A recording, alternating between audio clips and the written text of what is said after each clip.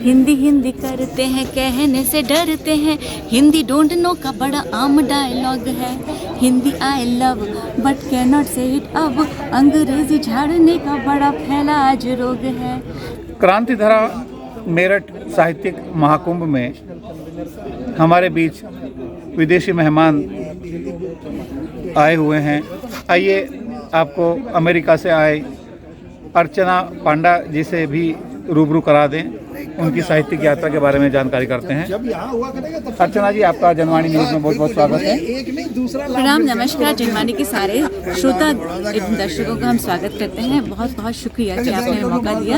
America California में मैं engineer हूँ, काम करती हूँ बैंक में, वेल्स फार्गो में। लेकिन हिंदी से एक प्रेम, एक नाता है, एक ऊष्मा ऊर्जा प्राप्त होती है।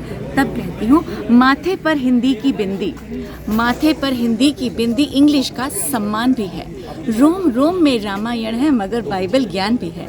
नए ज़माने के हैं लेकिन संस्कारों का ध्यान भी है। अमेरिका से पहले मेरे दिल में हिंदुस्तान भी है।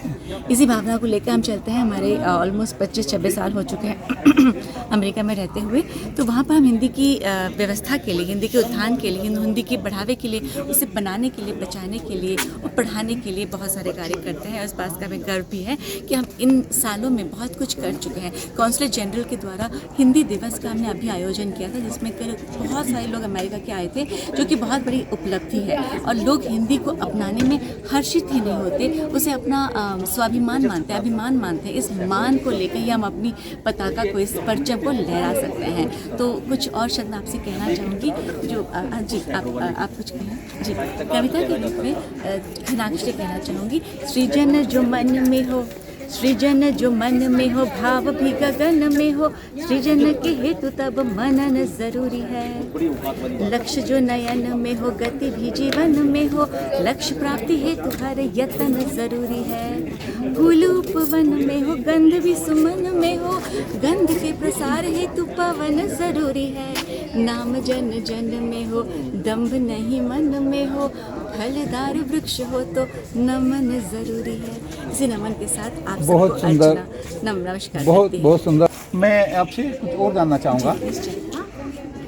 विदेश की धरती में, अमेरिका में आप रह रहे हैं, तो वहाँ हमारी हिंदी हम हिंदुस्तानियों के बीच तक ही है या इसको विदेशियों ने भी हमारी साहित्यिक यात्रा को कहीं ना कहीं आत्मसात करने का प्रयास किया है? आपने बहुत ही इंटरेस्टिंग सवाल किया है सर, और इस बात की ये जवाब है कि अपनी भारतीय जनता से अधिक बढ़कर नॉन नेटिव स्पीकर्स हिंदी को अपनाते हैं। तो इसके कुछ पंक्तियाँ मैंने लिखी थी और मैं आपको वो साझा करना चाहूँगी। हिंदी हिंदी करते हैं, हिंदी हिंदी करते हैं, कहने से डरते हैं।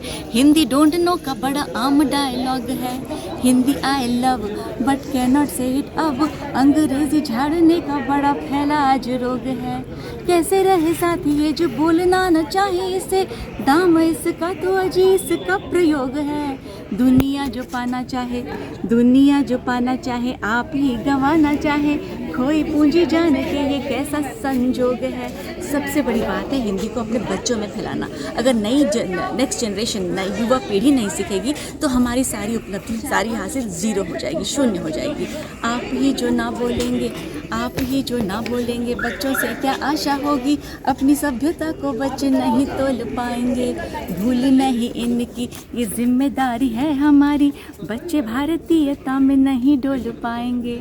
बच्चों को जो ना दी हिंदी ज्योति, हिंदी बोली बोलो। द्वार हिंदी साहित्य के कैसे खोल पाएंगे। कितने ही अंग्रेजी हाय हेलो कर ले जी। दादा दादी संग ये तो नहीं बोल पाएंगे। बहुत सुंदर। अर्चना पांडा जी ने हमें न सिर्फ अमेरिका में हिंदी की यात्रा के बारे में बताया, बल्कि अपनी रचनाओं के माध्यम से भी हमारे दर्शकों तक अपनी बात पहुंचाई है। हम उनका आभार व्यक्त करते हैं। कैमरामैन विवेक तोमर के साथ शाहिद मिर्ज़ा, जनवाणी न्यूज़, मेरठ।